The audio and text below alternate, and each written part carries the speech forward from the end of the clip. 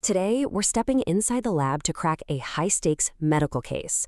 We're going to be hunting for these invisible threats hiding in a patient's blood, threats that could trigger a really dangerous reaction.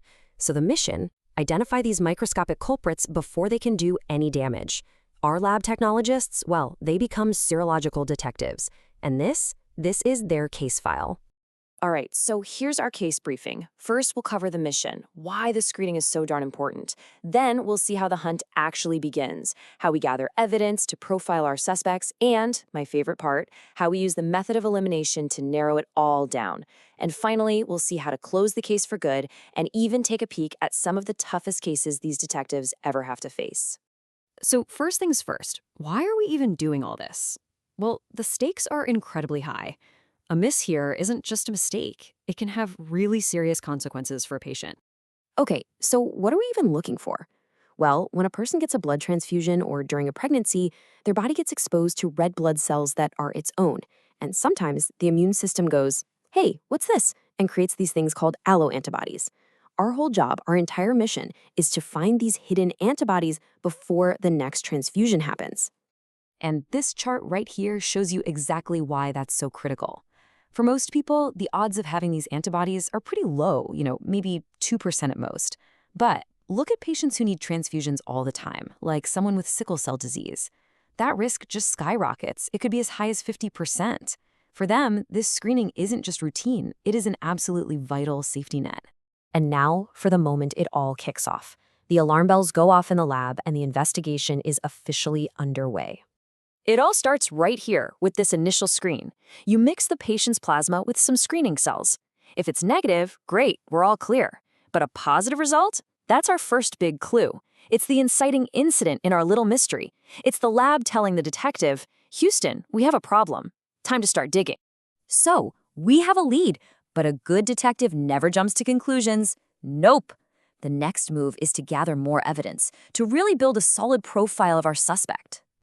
And the very first question you have to ask is a classic: is this an outside job, or is the call coming from inside the house? The autocontrol test figures this out. If it's negative, the threat is external, an alloantibody. If it's positive, the problem might just be internal, an autoantibody. So let's just make sure we're clear on our two main types of culprits here. You've got your alloantibodies, those are the ones that go after foreign antigens, and then you have autoantibodies, which are a whole different ballgame. They're directed against the patient's very own cells. You know how detectives profile suspects based on their MO, their modus operandi? Well, in serology, we do the same thing, but we use temperature. Warm suspects, those are the IgG antibodies, react at body temperature, and they're usually the ones we're most worried about. Cold suspects, or IgM, they react in the cold and a lot of the time are less of a threat. And get this, the strength of the reaction is a clue in itself. It's like how loud a witness is shouting. A really strong reaction could mean there's a double dose of the target antigen on the test cells. A weaker reaction, that might point to just a single dose. This dosage effect is a really key piece of evidence. All right, now we get to the heart of the investigation. We've got our list of possible suspects, all the common antigens. It's time to start crossing some names off that list. The logic here is actually pretty simple, but it's super powerful. We've got this panel of test cells, and we know exactly which antigens are on each one. So if the patient's plasma doesn't react with a cell, well, we can rule out antibodies to any of the antigens on that cell. You can just, literally cross them off the list. It's like a detective checking alibis. But here's a pro tip. A great detective never ignores weak evidence. Remember that dosage effect we talked about? Well, some antibodies might react so weakly with single-dose or heterozygous cells that you can't even see it. So you have to be super careful not to rule them out too early. So, we've narrowed it down. We have a prime suspect. But in science, just like in a courtroom, a hunch isn't going to cut it. You have to prove it. To officially close this case, we need to meet a real standard of proof. It's called the rule of two. Basically, our suspect antibody has to react with at least 2 cells that have the target antigen and not react with at least 2 cells that don't have it. This gives us statistical certainty, a p-value of less than 0.05, which tells us our ID isn't just some fluke. And for the final confirmation, we do one last check. We test the patient's own cells. Why? Because it's a fundamental rule. You won't make an alloantibody against an antigen that you already have on your own cells. So if our patient is negative for the antigen we identified, it just seals the deal. The case is officially closed. Of course, not every case is that neat and tidy. Sometimes the crime scene is a total mess. You've got multiple suspects, all sorts of distracting evidence, even outside interference. And that's when our detectives have to break out the advanced toolkit. Just take a look at this. On the left, you've got this messy panel. It's a bunch of noise from multiple antibodies, and it's almost impossible to figure out what's what. But then, on the right, after we treat the cells with enzymes, bam, clarity. Enzymes are like a specialized forensic tool. They get rid of some antigens, they boost others, and they just simplify the whole scene so we can pick out the culprits one by one.